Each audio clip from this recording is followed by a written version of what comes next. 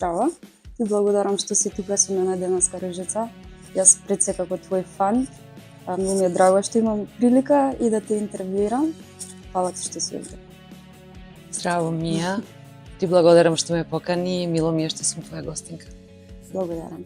Како човек што те следи нели со години, секако имам некаков впечаток дека содржината што ја постирате на социјални мрежи е многу често поврзана со духовност, па сакам да ве прашам дали сте и таква во секојдневието, дали сте духовен човек, дали тоа влијае на начинот на кој што ја пишувате вашата музика, може? Па да, можам да кажам дека од секогаш ме интересирала таа духовна страна на човекот, дека човекот не е само материја, нели материјално битие, туку има нешто внатре во таа материја, дека во суштина материјата е само лушпа, а моторот, она што го носиме, значи што не движи, така во што е животот е нашата душа, така што од секогаш мене ме интересирали такви песни сум слушала уште од најрана возраст и сум читала доста таква литература и сум сакала и да пишувам такви песни. Да. Во суштина и самата музика е, не би рекла дека е земска. Мислам дека има една духовна димензија и музиката како музика, нели? И кога ја слушаме, кога ја создаваме, кога ја интерпретираме, ми се чини дека влегуваме во некоја друга димензија.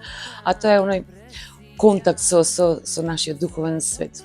Така, јас мислам дека токму увото е тоа што како орган е она што најмногу не поврзува со тоа што е над нас, духовното.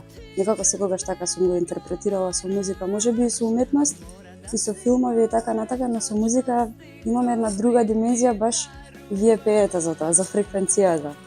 Да, увото на надворешната уво, ама и она внатрешно душевно уво. И тоа на некој друг начин ја доживува музика. Кога сме веќе кај вашата музика и вашите текстови, би сакала да ве прашам кој текст во животот што сте го напишале најдлабоко ве поврзува со некоја случка што до ден денеска ви буди огромни емоции, може би да ни раскажете малку околу таа случка и тој текст? Претежно тоа се текстови, да речеме, можеби предизвикани, иницирани од некои надворешни случаи, меѓутоа сепак се тие некои внатрешни доживувања, што не морало да се изманифестираат нели во надворешниот живот и на тој начин човек кој што пишува текстови, добива инспирација да напише некаков текст. Често пати сум била инспирирана и од приказни кои ми ги раскажувале мои пријатели, така што немам некоја посебна песна, да кажам дека толку длабоко сум ја доживеала и ја доживувам. Сум се трудела секогаш да извадам песни од длабочината на мојата душа. Но еве, покрај сите мои слики кои што сите ја знаат, би ја извадила Фреквенција на љубовта. Таа песна која што е едноставно и мене кога ја пеам ме ресетира кога сум лошо расположена, кога има некои темни облаци. Да, позитивна песна, да. Сите ја сакаме. Песна за сите генерации. Да, и доста добро проаѓа кога ја изведуваме во живо. Тоа е хит, затоа сте и овде со нас во Хитмейкер, така што многу ми е драго за оваа конверзација која што ја имаме и пред се би сакала да ве прашам што е она што вие го одржувате во себе, како некој тип на ментална хигиена или духовна хигиена, можеби тоа е токму она што ве води да креирате музика, што правите за да го одржите тоа во себе? Што правам? Па, еве, секој ден, значи, одвојувам време да бидам сама со себе. Дали медитирам, дали се молам, али сепак одвојувам можеби краток дел од денот за да бидам во контакт со моето внатрешно. Така што се трудам да ги доживувам надворешните работи малку во себе, да ги расчистам некои работи, да ги расчистам некои мои негативни страни. Тоа е тоа, се трудам да бидам подобра јас. Секако, прекрасно. Би сакала исто така да ве прашам какви книги, каква литература сакате да читате?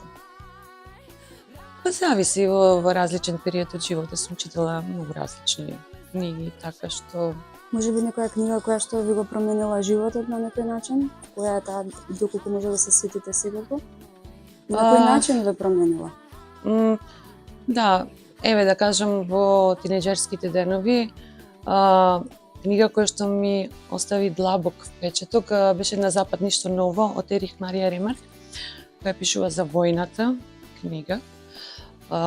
Мислам дека за Првата светска војна се однесува и тие описи кои што беа и страдање на војниците ми оставија длабок впечаток и едноставно прв пат почнав да се запрашувам па зошто воопшто луѓето се убиваат, зошто постојат војни, зошто човештвото го дозволува тоа.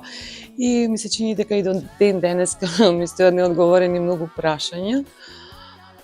Нели сега е актуелно доста војни има ни светот, така што се уште си ги поставувам тие прашања.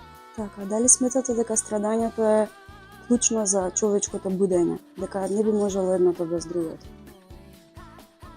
Можеби страдање во друг смисол, не со убивање, не со малтретирање, туку едноставно откажување од својата лоша страна, негативна страна е поврзана секогаш со страдање. Значи секогаш кога сакаш да промениш нешто кај себе, нешто што ти е вкоренето како навика, значи тоа е тешко, нели? Тоа е поврзано со страдање. Во тој смисол страдањето во правец на продуховување е корисно.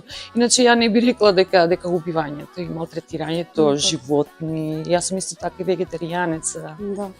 Не знам тоа. Сум против малтретирање и убивање животни. Апсолутно, јас верувам дека луѓето што не ги сакаат животните, не ги сакаат ни луѓето, а ни самите себе. Има нешто во вистините во тоа. Да. Ви благодарам, Ружица, за овој прекрасен разговор за мене. Ти ќе го паметам да секогаш. Ти благодарам. Ти благодарам.